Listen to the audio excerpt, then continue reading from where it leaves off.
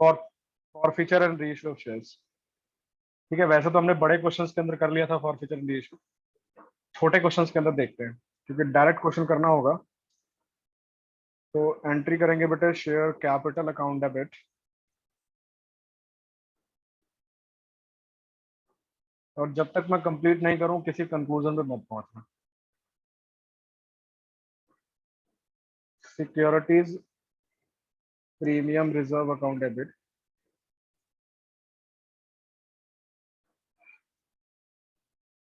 To share capital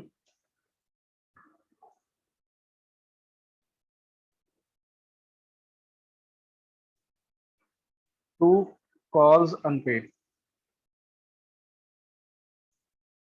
या calls in arrear. अगर आपने कॉल्स इन एरियर अकाउंट खोला है तो कॉल्स इन एरियर लिखिए, और अगर आपने कॉल्स इन एरियर अकाउंट नहीं खोला है तो कॉल्स अनपेड, जो जो कॉल्स अनपेड होंगे वो क्रेडिट होते चले जाएंगे। फॉर एग्जाम्पल अगर आपने अलॉटमेंट भी नहीं दिया है और फर्स्ट कॉल भी नहीं दिया आपके शेयर होल्डर ने, तो एंट्री हो जाएगी बेटा to share capital to share allotment to first call. बात समझ में आ रही है? ठीक है ना? और यस। अगर आपने कॉल जीनियर अकाउंट खोला हुआ तो डायरेक्ट आप कॉल जीनियर अकाउंट। ओके, अब आगे की कहानी। तो यहां पर आता है बेटे पेड अप वैल्यू। क्या आता है? पेड अप नहीं, कॉल्ड अप वैल्यू।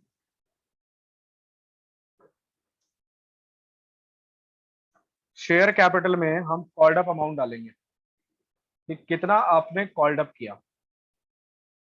बात समझ में आ रही है? मतलब मान लीजिए कि आपने 10 रुपए में 8 रुपए ही अभी तक ड्यू किए हुए हैं, तो आपका कॉल्ड अप अमाउंट कितना हुआ? 8 रुपया। ठीक है बेटे। सिक्योरिटीज प्रीमियम रिजर्व हम सिर्फ वो पार्ट लेंगे जो शेयर होल्डर ने पे नहीं किया है। ऐसा इसलिए करते हैं क्योंकि कॉल्स इन एरियर के अंदर सिक्योरिटीज प्रीमियम रिजर्व का भी एरियर इंक्लूडेड होता है। तो हमें सिक्योरिटीज प्रीमियम का जो एरियर है वो एक्सक्लूड करना है। आई बात समझ में? बोलो। सर एक और बार बता दो। शेयर कैपिटल में बताता हूँ।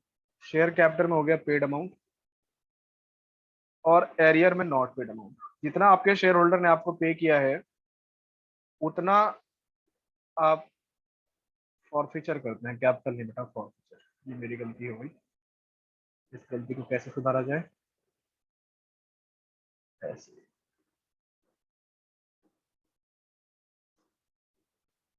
और कोई बोल भी नहीं रहा कि सर डेबिट और क्रेडिट दोनों में आपने कैपिटल लिख दिया। तो एक ही अकाउंट जर्नल एंट्री के अंदर कैपिटल भी, डेबिट भी हो जाए और क्रेडिट भी हो जाए, ऐसा कभी होता है? बोल भी दिया करो कभी कभी। ऐसा थोड़े सारी चीजें मैं सही बता दूंगा। और यहाँ पे वो हो गया जो अभी तक पे नहीं हुआ है, नॉट पेड। ध्यान से सुनिएगा।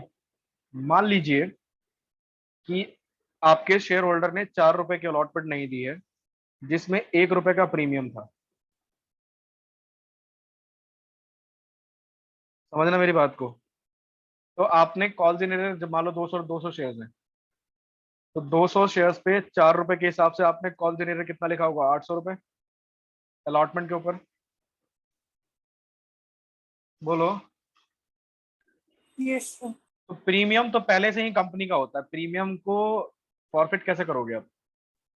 बात समझ में आ रही है? हम सिर्फ कैपिटल वाला पैसा फॉरफिट कर सकते हैं, प्रीमियम तो ऑलरेडी शेयर होल्डर ने हमें रखने के लिए पे किया था, वो तो हम वैसे भी वापस नहीं करेंगे। वापस क्या करना है? वापस तो खैर कुछ कर नहीं रहे, हम यहाँ पर उसके शेयर जब्त कर रहे हैं, हड़प रहे हैं उसके शेयर को। फॉरफीचर का मतलब तो यही होता है ना कि हमने उसके शेयर को क्या कर लिया? हड़प लिया। तो किसी चीज को हड़पने का मतलब है कि आप उसको अब शेयर भी नहीं दोगे, और उसने जो पैसे पे किए थे वो पैसे भी आप अपने पास रखोगे। बात समझ में आ रही है? तो ये जो पैसा निकलेगा कि हमने कितना फॉरफिट किया है, इस कॉल्स इन एरियर के अंदर वो प्रीमियम का पैसा भी तो इंक्लूडेड है ना। एक्चुअली कॉल पे कितना एरियर हुआ है? एक्चुअली कॉल पर सिर्फ 600 रुपए का एरियर हुआ है, क्योंकि 1 रुपया उसमें प्रीमियम का था। तो उस इफेक्ट को खत्म करने के लिए हम क्या करते हैं बेटे? 200 रुपए यहाँ पर डेबिट कर देते हैं और 800 रुपये यहाँ पे क्रेडिट कर देते हैं। तो नेट इफेक्ट में हमें 600 रुपये मिल जाते हैं, यानी कि जितना प्रीमियम हमारे शेयर होल्डर नहीं दिया वो हम साइड कर देते हैं। बात समझ में आ रही है? इसीलिए अगर आपके शेयर होल्डर ने प्रीमियम का पैसा पे कर दिया है तो हम इंक्लूड भी नहीं करेंगे। जैसे मान लीजिए कि 1 रुपया एप्लीकेशन पे मांगा हुआ आपने, 1 रुपया अलॉटमेंट पर, और आपके शेयर होल्डर ने एप्लीकेशन दे दी है, तो फिर हमें प्रीमियम से कोई लेना देना नहीं है, क्योंकि हमारा कॉल सिनेरियो बना ही नहीं रहा वो। समझ गए आगे बात? लेकिन जैसे ही वो अलॉटमेंट नहीं देगा तो 1 रुपए का प्रीमियम का एरियर होगा, वो उस अमाउंट के अंदर इंक्लूडेड होगा जो हमने कॉल्स इन एरियर लिखा है। समझ आ रही बात? तो बस उतना पार्ट जो सिक्योरिटीज प्रीमियम वाला रिजर्व का हमने एक्स्ट्रा रखा हुआ है कॉल्स इन एरियर में, हमें उतना हटा देना है। उसे हटाने के लिए हमने ये वाली एंट्री करी है। बात समझ में आ गई क्या सबको? बोलो। तो फॉर फीचर की एंट्री तो इतनी होती है बेटे। अब इन शेयर्स को हम करते हैं री इशू, और री इशू करने के लिए हमें दो चीजों की रिक्वायरमेंट होगी। एक, री इशू प्राइस चाहिए होगा, और दूसरा, री इशू जो कर रहे हैं वो कितना पेड अप करके कर रहे हैं। पेड अप का मतलब होता है कि जैसे 10 रुपए की आपने कोई चीज खरीदी है और मैं कहता हूँ कि 10 रुपए पेड अप हो गया, इसका मतलब आप उसके 10 के 10 रुपए पे कर चुके हैं। बात समझ में आ रही है? अगर मैं कोई चीज 10 रुपए की है, मैं आपसे 8 रुपए लेता हूँ और मैं कहता हूँ फुल्ली पेड अप हो गया, इसका मतलब मैंने 10 रुपए की चीज आपको 8 रुपए में दी है। तो 2 रुपए का मैंने क्या दिया? बोलो। डिस्काउंट दिया। दिया ना? तो bank account debit to share capital, पहली बात। अब आगे की बात करते हैं जरा प्यार से। तो यहाँ पर जो आता है अमाउंट बेटे, वो आता है पेड अप अमाउंट। आपने कितना पेड अप किया। अब मान लीजिए कोई चीज आपके 10 रुपए पेड अप है, और आपने उसको कितने पे इशू किया बेटे? मान लो 8 रुपए का किया है, तो आपको पैसे कितने मिलेंगे? 8 रुपए। 2 रुपए का आपने डिस्काउंट दिया, वो जाएगा बेटे शेयर फॉरफीचर अकाउंट में। दोबारा सुन लो, डिटेल में बता रहा हूँ। शेयर्स हम डिस्काउंट पर इशू नहीं कर सकते हैं, पर at at the time of issue of reissue of shares हम डिस्काउंट दे सकते हैं, लेकिन उसको डिस्काउंट का नाम नहीं देंगे, वो एक्चुअली हमारा लॉस होगा। ठीक है बेटे? और उस लॉस को हम रिकवर करेंगे जो अमाउंट हमने फॉरफिट किया था ना फॉरफीचर करते हुए, उस अमाउंट से। तो मैक्सिमम जो डिस्काउंट होगा वो कितना हो सकता है बेटे? जितना आपने फॉरफिट किया हुआ है। बात समझ में आ रही है? मतलब अगर किसी पर्टिकुलर शेयर पे मैंने 4 रुपए फॉरफिट किए हुए हैं, तो मैं 4 रुपए तक का डिस्काउंट दे सकता हूँ शेयर्स पे। 5 रुपए का डिस्काउंट नहीं दूंगा, क्योंकि वो फिर डिस्काउंट काउंट होने लगेगा, और वो मैं दे नहीं सकता हूँ। मेरे को कंपनीज एक्ट ने स्टार्टिंग में ही मना कर दिया था कि sir you can not issue shares on discount. एक केस में हम शेयर्स डिस्काउंट पे इशू कर सकते हैं, वो है स्वेट इक्विटी शेयर्स, जो हम अपने एम्प्लॉय को देते हैं उसके सर्विसेज के लिए। ठीक है बेटे? ऐसे ही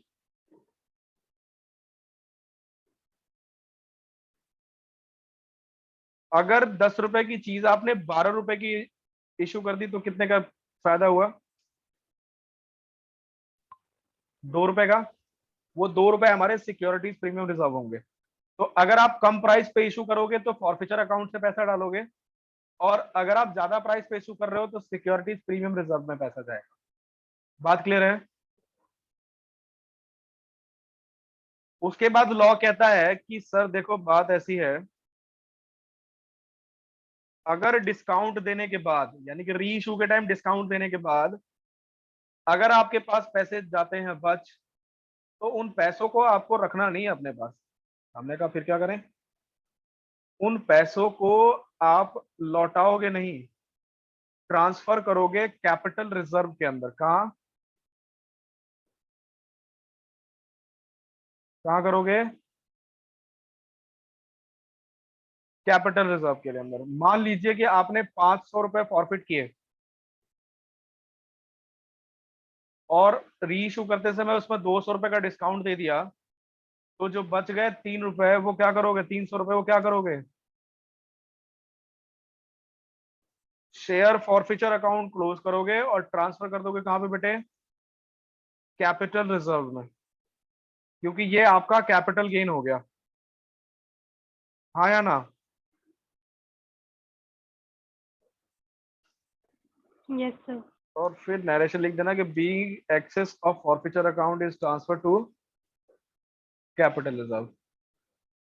पहले एक क्वेश्चन करेंगे फिर इसकी शॉर्ट ट्रिक्स बताता हूँ। जितना पैसा बच जाएगा उतना ट्रांसफर करना है कहां पे, फॉरफीचर अकाउंट के अंदर। बात क्लियर है। कुछ लोग बता देते हैं ऐसे, देख लो कैसे, कि ये जो हमने पहले फॉरफिट किया इसको मान लेते हैं ए। क्या मान लिया, ए। जो डिस्काउंट दिया वो हो गया बी, और जो यहाँ पे निकाल के हमने अमाउंट ट्रांसफर किया वो हो गया बेटे ए माइनस बी। ठीक है। पर कई केसेस में आपको दिक्कत हो जाएगी जब आप पूरे शेयर्स री इशू नहीं करोगे, जैसे 400 फॉरफिट करके आप 200 री इशू करोगे तब क्या करोगे। इन दैट केस हमें प्रोपोर्शनेट केस खेलना पड़ता है। तो सिंपल सी बात कर रहा हूँ कि मैं जिस शेयर्स पर आपने शेयर पैसे फॉरफिट किए उस शेयर को री इशू करते समय आप फॉरफिचर अकाउंट से पैसा निकालकर कहाँ डालोगे, शेयर को फुल्ली पेड अप करने में हेल्प करोगे। जो डिस्काउंट आपने दे दिया उसके बाद जो आपके पास बच जाएगा उस पर्टिकुलर शेयर के लिए वो कहाँ ट्रांसफर होगा, कैपिटल रिजर्व के अंदर। बात ठीक है। चलो क्वेश्चन देखो। X limited forfeited 100 shares of 20 each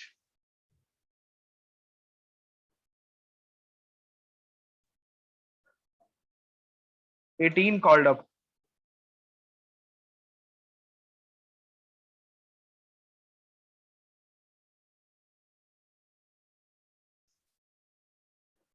who paid only ₹6। ठीक है जी।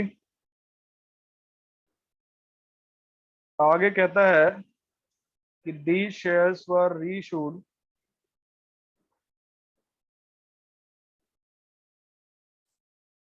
for ₹8 fully paid up। मतलब फुल्ली पेड करके हम शेयर कितने के देने बेटे, ₹8 के। करेंगे क्वेश्चन।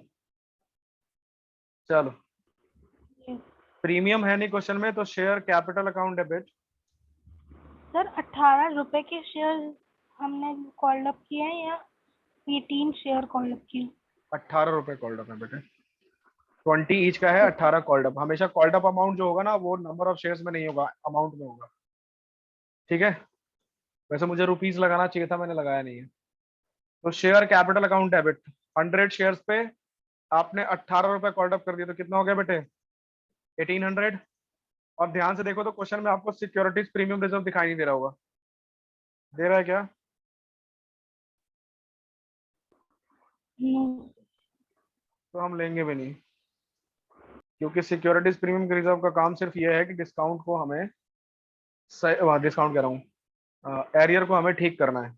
तो शेयर फॉरफीचर में कितना जाएगा ये तो पता नहीं, पता तो है उसने सिर्फ ₹6 पे किए हैं, तो 100 शेयर पे ₹6 पे नहीं कितने किए बेटे,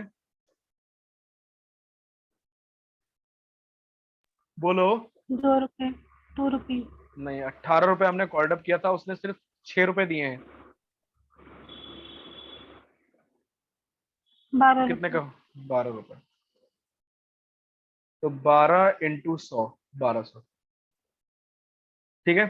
अच्छा एक गलती हो गई, गलती नहीं हुई है वो, मेरे दिमाग में कैलकुलेशन नहीं चली। शेयर हम ₹18 के इशू करेंगे, मुझे लगा ₹10 के शेयर में। ठीक है जी। चलो पहला पढ़ाओ पढ़ाओ, समझ में आ गया बेटे। चलो री इशू करते हैं। तो बैंक अकाउंट डेबिट, 100 शेयर को आपने ₹18 में इशू किया, तो कितने का इशू किया, 1800। 18। और क्वेश्चन कह रहा है बेटे फुल्ली पेड अप है, तो 2 शेयर कैपिटल।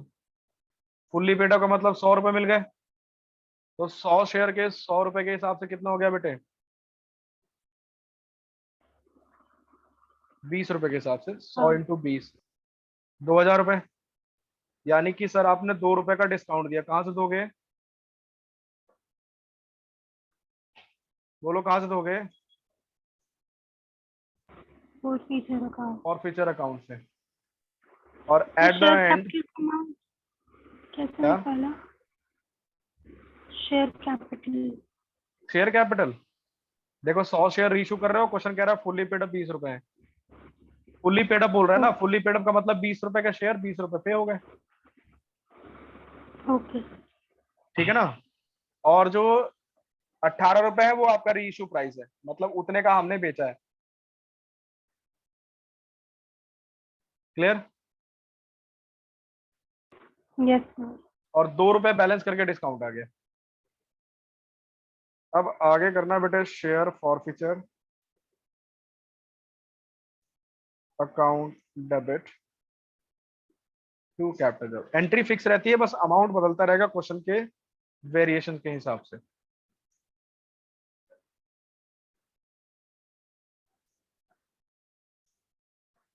कितना आया? 600 रुपए के फॉरफीचर थे, 200 चले गए तो बच गए 400। बात ठीक है? Yes sir.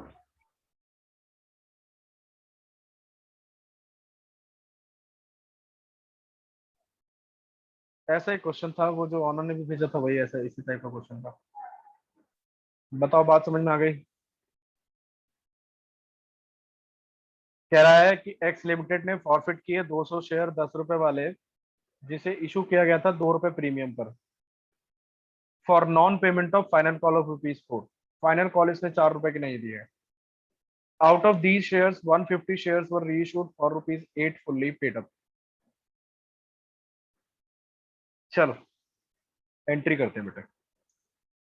Share capital account debit, क्या डालेंगे यहाँ पे? Called up amount.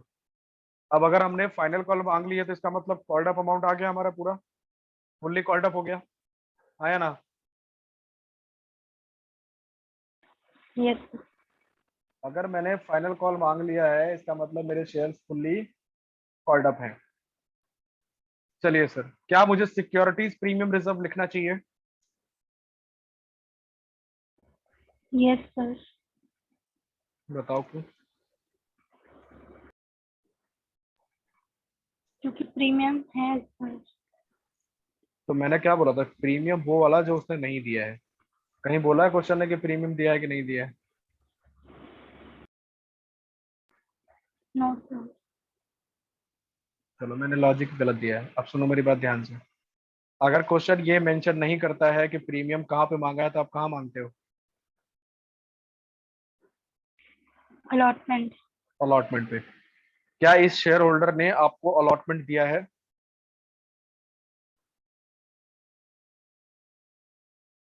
क्या इस शेयर होल्डर ने आपको अलॉटमेंट दिया है?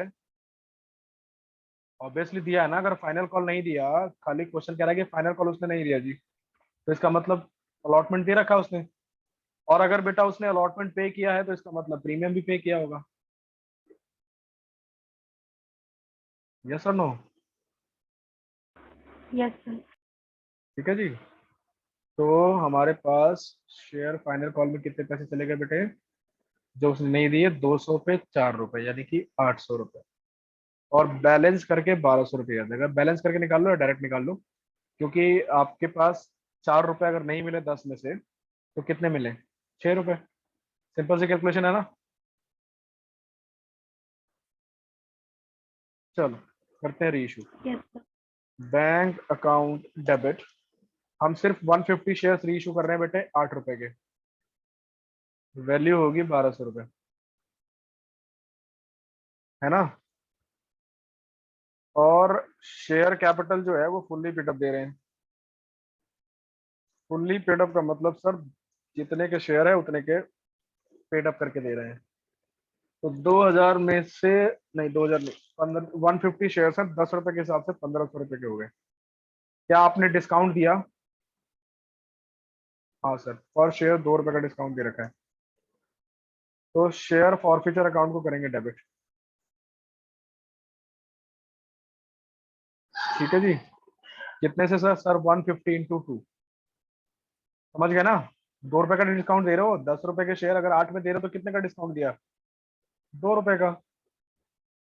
वो 2 रुपए चले गए बेटे मेरे कहाँ पे,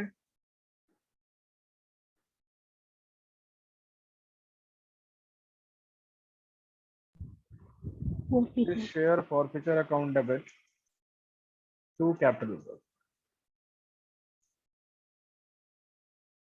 अब बताओ कि आपने एक शेयर पे कितने रुपए फॉरफिट किए हैं, क्योंकि री इशू तो आप सारे नहीं कर रहे हो।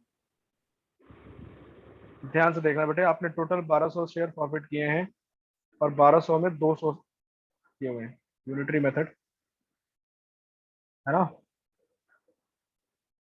तो अगर आप इसे डिवाइड कर देते हो 1200 से 2 रुपए से, तो इसका मतलब आपने 6 रुपीज पर शेयर प्रॉफिट किया हुआ है, हाँ या ना। Yes sir. और आप शेयर इशू कितना कर रहे हैं, 150 शेयर 6 रुपए के हिसाब से, यानी कि आपने टोटल 900 रुपए फॉरफिट किए हैं इन 150 शेयर्स पे जो आप री इशू कर रहे हो। और इसमें डिस्काउंट कितना दिया बेटा आपने, 300। तो बच गए हमारे पास 600, वो कहाँ ट्रांसफर कर दिया हमने, कैपिटल रिजर्व के अंदर।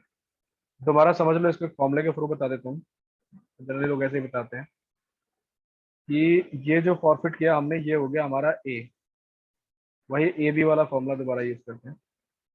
जो मैंने फॉरफिट करते हुए कहा उसको क्या बोला बेटे मैंने, ए। जो री इशू करते हुए मैंने दिया डिस्काउंट उसको मैंने बोला बी। ठीक है, अब आगे आओ, A divided by number of shares reissue of share forfeited into number of shares reissue. लगाया बेटा हमने यूनिटरी मेथड ही है, देख रहे हो, है ना यूनिटरी मेथड। इससे क्या निकल जाएगा, आपका फॉरफिचर का अमाउंट निकल जाएगा। बस इसमें से जितना आपने डिस्काउंट दिया है वो माइनस कर लो। क्या करोगे, जितना डिस्काउंट दिया है वो कर लेना है minus, A into number of shares री इशूड, इसमें से माइनस कर लेंगे बेटे हम बी। ठीक है जी, और बदले में जो मिलेगा वो यही कैपिटलिज्म होगा। बात क्लियर, ओके सर। ठीक है ना। जैसे देख लो, इकट्ठा ही बता देता हूँ, कितने शेयर फॉरफिट किए सर, 1200। कितने हैं number of share forfeited sir, 200। अच्छा री इशू कितना कर रहे हो सर, 150। यही बात है। आगे की कहानी में क्या करना है, इसमें से बी माइनस करना है। तो डिस्काउंट कितना दिया, तो सर डिस्काउंट दे दिया हमने 300 रुपए का। सॉल्व करके बताओ जरा, क्या 600 नहीं आ रहा।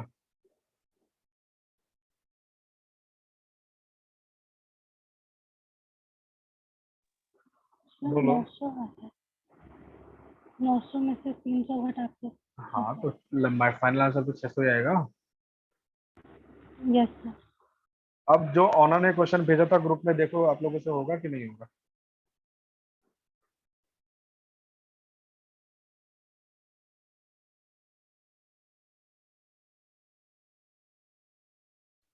ठीक है, 43, 44, 45, 46 क्वेश्चन करके दिखाइए। उसके बाद में डायरेक्ट शॉर्ट ट्रिक सिखाऊंगा कि एक ही बार में हम कैपिटलिज्म कैसे निकाल सकते हैं।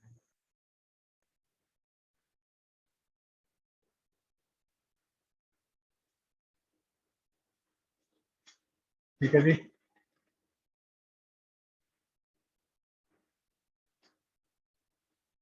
लेकिन शॉर्ट ट्रिक की रिकॉर्डिंग नहीं होगी,